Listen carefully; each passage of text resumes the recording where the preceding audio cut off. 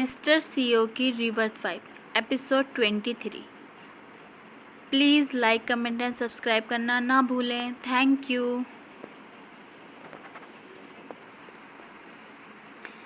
Episode 23। AN corporation एक listed company है और वह अक्सर दूसरे प्रोजेक्ट में भाग लेती है। और अगर सीईओ की सेक्रेटरी इतने सिंपल डॉक्यूमेंट भी ट्रांसलेट नहीं कर पाएगी तो फिर सिर्फ कंप्यूटर पर बैठने और चाय पीने से कैसे कोई एक सेक्रेटरी बन सकता है। अगर हमारी सीमा सीईओ की सेक्रेटरी नहीं बन सकती तो तुम ये कहना चाह रही हो तुम्हारे जैसी एक 20 साल की बिना दिमाग वाली लड़की ऐसा करने के लिए कैपेबल है। कामिनी राजपूत इस हद तक गुस्सा थी कि उनके शब्दों का कोई मतलब नहीं निकल रहा था। तुम सिर्फ इस बात पर इतरा रही हो कि अगस्त्य तुम्हें हमेशा स्पॉइल करता है और प्रोटेक्ट करता है, मगर उसके बिना तुम्हारे पास ऐसा कुछ करने की क्वालिफिकेशन नहीं है। आंटी, अपने शब्दों के साथ इतनी उतावली होने की ज़रूरत नहीं है। इससे पहले मैंने अपने आप को एक उदाहरण के रूप में इस्तेमाल किया था।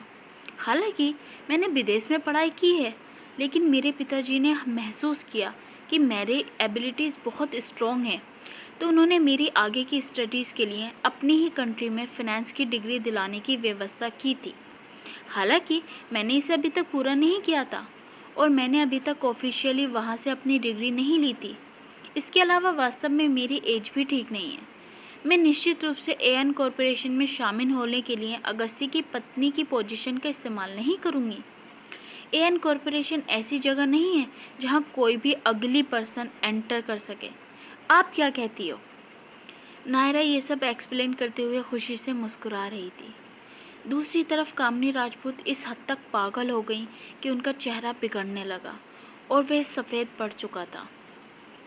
कौन सा अगली पर्सन? वे वास्तव में उनकी प्यारी सी बेटी को बस सूरत बता रही थी। अगस्ती, देखो तुम राजपूत परिवार में किसे लेकर आए हो। वे अपने बड़ों से बात करने के लिए ऐसे एटीट्यूड का इस्तेमाल करती है। कामिनी राजपूत का गुस्सा हल्का नहीं था। अगस्त्य राजपूत ने शांति से अपने होठों को घुमाया। वह शांत दिख रहा था। हर एक बात जो वे कह रही है वह मैं कहना चाहता था। उसने कुछ भी गलत नहीं कहा। तुम कामिनी राजपूत की आंखें गुस्से से भर गईं। अगस्त्य, जब सीमा छोटी थी और वह राजपूत हाउस हमेशा विजिट करती थी तो तुम हमेशा उसका ख्याल रखते, मगर आज इस तरह के मुद्दे पर तुम किसी बाहर वाले की मदद कर रहे हो, उसकी मदद करने की बजाय। ऐसी कौन सी दवाई नायरा ने तुम्हें खिलाई है? ये सुनकर अगस्त्य के एक्सप्रेशन नहीं बदले, मगर एक पल में उसने उनकी राजपूत फैमिली के साथ क्लोज रिलेशनशिप को ख़त्म कर दिया। राजपूत हाउस में मैं मेज़बान हूँ और आप मेहमान हैं। इसे देखभाल कहने की बजाय मैं मेज़बान होने के नाते सिर्फ अपनी ड्यूटी फुलफ़िल कर रहा था और कुछ नहीं। अगस्त्य ने शांति से कहा। वे बार बार राजपूत परिवार को मेंशन कर रहे थे, मगर राजपूत सरनेम के अलावा किसी भी एरिया में वे दिल्ली के राजपूत परिवार से संबंधित नहीं थे। वे केवल चाहते थे कि दिल्ली में उनकी पकड़ हमेशा मजबूत रहे और उनका दबदबा बना रहे। यही कारण था कि वे राजपूत परिवार की सबसे विश्वसनीय ब्रांच से चिपके रहते थे। मॉम, चलो यहाँ से। डॉक्यूमेंट देखकर सीमा राजपूत बता सकती थी कि सीईओ की सेक्रेटरी की भूमिका पाने के लिए उसकी एबिलिटी वास्तव में बहुत कम थी। वे पहले से ही बहुत शर्मिंदा महसूस कर रही थी और केवल अपनी माँ कामिनी राजपूत को धीरे से यहाँ से जाने को कह सकती थी। वह बस एक भोली छात्र थी जिसने अभी अभी यूनिवर्सिटी से ग्रेजुएट किया था। दूसरी तरफ इतनी बेइज्जती बर्दाश्त करने के बावजूद भी नायरा अगस्त्य के पास उससे मिली खड़ी रही और उसे सपोर्ट करती रही। शुरू से आखिर तक उन दोनों ने एक दूसरे का हाथ पकड़ा हुआ था। उसका चेहरा बिल्कुल परफेक्ट था, शायद इसलिए कि नायरा ने युवा अवस्था से ही हाई लेवल की एजुकेशन प्राप्त की थी, इस बात की परवाह किए बिना कि उसे फ्यूचर में किन परिस्थितियों का सामना करना पड़ेगा। उसकी परफॉर्मेंस अभी भी शांत और कॉन्फिडेंट थी। उसका स्वभाव ऐसा नहीं था जिसकी तुलना कोई और लड़की कर सकती थी।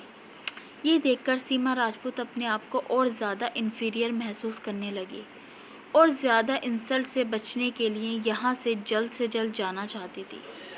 हम नहीं जा रहे हैं। हम क्यों जाएं यहाँ से? आज हमें इस बात को क्लियर करना ही होगा। कामिनी राजपूत क्रोधित होकर चिल्ला उठी। नायरा जिंदाल का सरनेम राजपूत नहीं है। वे खुद को क्या समझती है? राजपूत परिवार को इसका फैसला करने दो।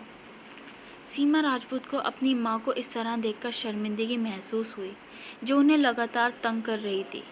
वे उन्हें बाहर ले जाने के लिए फोर्स का यूज़ करने लगी, लेकिन वे उन्हें वहाँ से नहीं हिला सकी। अंत में वे केवल लाल आंखों के साथ चुपचाप खड़ी रही। मैडम, मैं आपको आराम करने के लिए आपके कमरे में वापस भेज देती हूँ। यहाँ बहुत शोर है। आंटी नीना अगस्त्य राजपूत की आंखों का सिग्नल पाने के बाद आगे बढ़कर नायरा जी के कान में फुसफुसाने लगी। नायरा वहाँ से नहीं हिली। उसकी आंखें कामिनी राजपूत को देख रही थी। जैसे ही वे कुछ बोलने वाली थी, अगस्त्य राजपूत ने उसके हाथ को दबाया। अगस्त्य राजपूत ने शांति से कहा, नायरा मेरी पत्नी है, उसका सरनेम राजपूत नहीं है। आंटी, आप इस नतीजे पर कैसे पहुंची? कामिनी राजपूत बिना सोचे समझे बहस करने की वजह से उसका दम घुट गया। वे थोड़ी देर के लिए फ्रीज हो गई। आखिर अंत में तुम्हें डिवोर्स ही लेना है? अगस्त्य राजपूत नायरा का हाथ पकड़कर उसकी तरफ को झुक गया, मगर उसके शब्द कामिनी राजपूत की तरफ इशारा थे।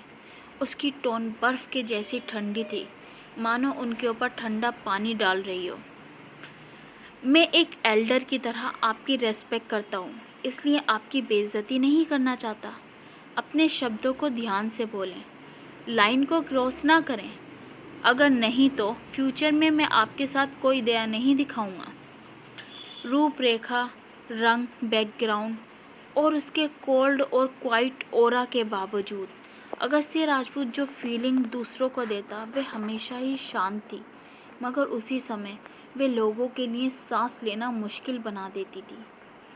ये देखकर कि अगस्त्य राजपूत इस बार वास्तव में गुस्सा है, हालांकि उसका चेहरा देखकर कोई नहीं बता सकता था, मगर हवा में तनाव और ज़्यादा ठंडा हो गया था।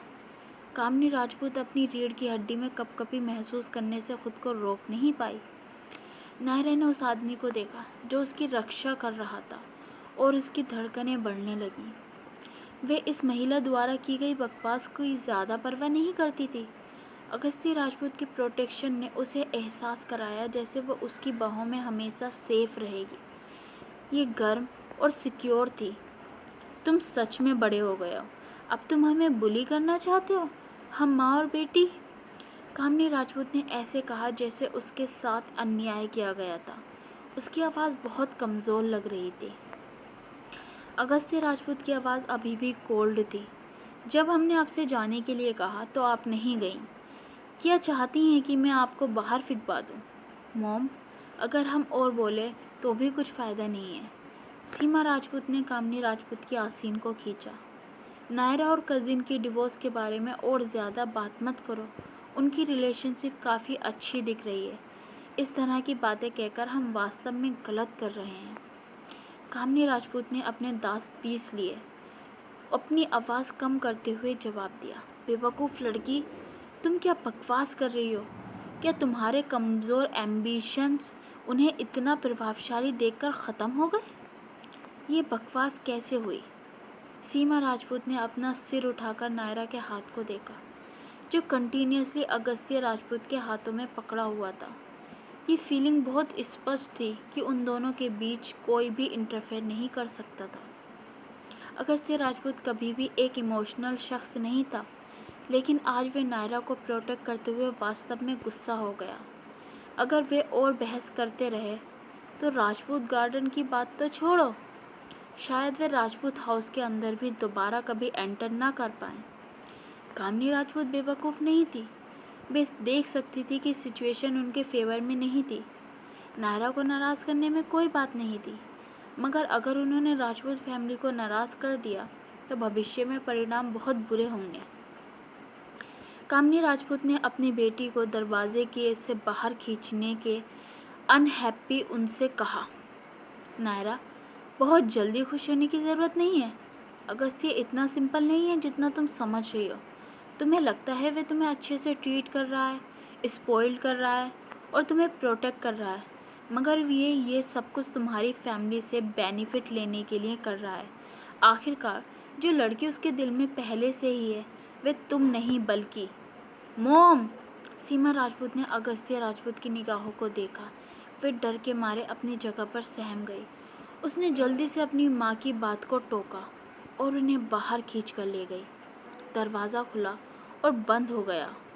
फोर्स से दरवाज़ा बंद होने की पैंग आवाज़ चौंकाने वाली थी।